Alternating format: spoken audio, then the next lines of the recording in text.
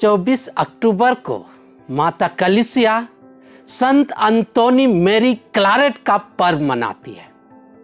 वह एक पुरोहित, धर्माध्यक्ष और क्लारेशियन धर्म संघ के संस्थापक थे। संत अंतोनी मैरी क्लारेट का जन्म 1807 ईस्वी में स्पेन देश के सालेंट नगर के काटालोनिया में हुआ था। 11 भाई बहनों में इनका 5वां स्थान था।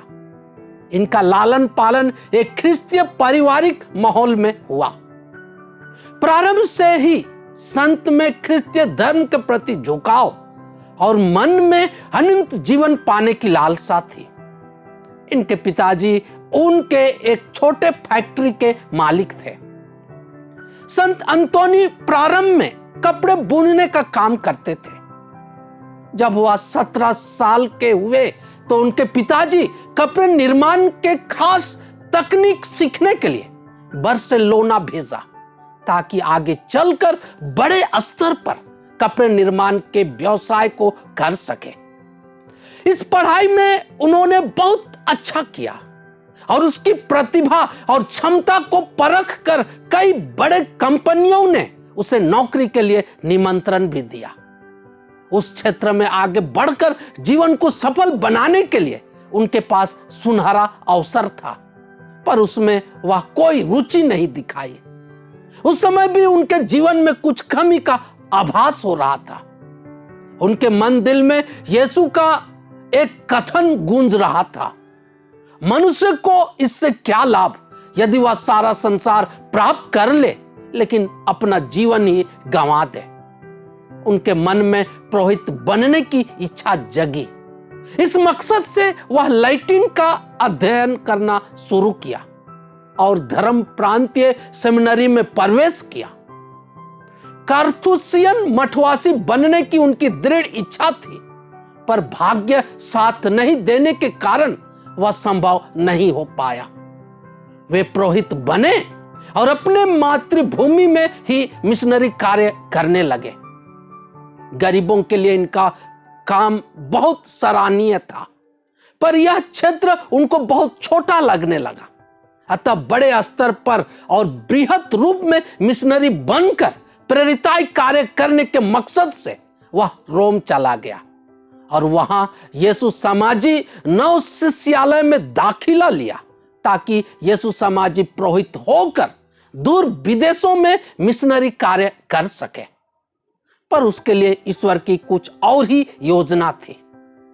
वहां के अधिकारी अच्छा स्वस्थ नहीं होने का हवाला देकर उसे अपने देश स्पेन लौटने पहले के ही प्रेरिताई कार्य को जारी रखने की सलाह दी। वह वापस होकर पूरे दिलो जान से प्रभु का कार्य करने लगा। अपने प्रवचनों द्वारा बहुत सारे लोगों का दिल जीता और उन्हें प्रभु के प्रेम में बढ़ने के लिए प्रेरित किया। जरूरतमंदों के प्रति अत्यधिक प्रेम और अपनत्व भाव से उनकी सेवा करना उसे और लोकप्रिय बना दिया। उनसे हर तरह के मदद पाने के लिए लोग तरसते थे। स्वतंत्र रूप से उनके हर तरह की जरूरतों को पूरा करने के लिए अपने विचार से मेल रखने वाले पुरोहितों की एक समूह बनाई। इसी समूह की मदद से 1849 ईस्वी में उन्होंने एक धर्म संघ की स्थापना की और मरियम के निष्कलंक हृदय के मिशनरी पुत्र उसका नाम रखा, जो आगे चलकर क्लारेशियन के नाम से विख्यात हुआ। बाद में वे क्यूबा के महाधर्माध्यक्ष बनाए गए। वहां उन्होंने कलीसिया के हित में अनेक सुधार किए। गरीब और लाचार लोगों की कल्याण को प्रमुखता दी और उनके आत्माओं को बचाने के लिए कई प्रमुख कदम उठाए। उन कार्यों को करने में उन्हें ईसाई विरोधियों का सामना करना पड़ा। कई बार उनके शत्रु उन्हें जान से मार डालने का भी प्रयास किए। 7 साल तक महाधर्माध्यक्ष के रूप में अभूतपूर्व सेवा देने के बाद संत पिता उन्हें स्पेन बुलाया और वहां रानी इजाबेल द्वितीय का पाप श्रोता नियुक्त किया। वे इस जिम्मेदारी को लेने के लिए तैयार हुए। वरसते उन्हें साधारण जीवन जीने और प्रेरिताई कार्य करने में कोई ना रोके। उनकी शर्त मान ली गई। इस तरह वह रानी इजाबेल के साथ जाता और समय का सदुपयोग करते हुए लोगों को धर्म उपदेश देता और उन्हें अपने धार्मिक कर्तव्यों को पूरा करने एवं ख्रिस्त के प्रेम में दृढ़ होने के लिए लालकारता था।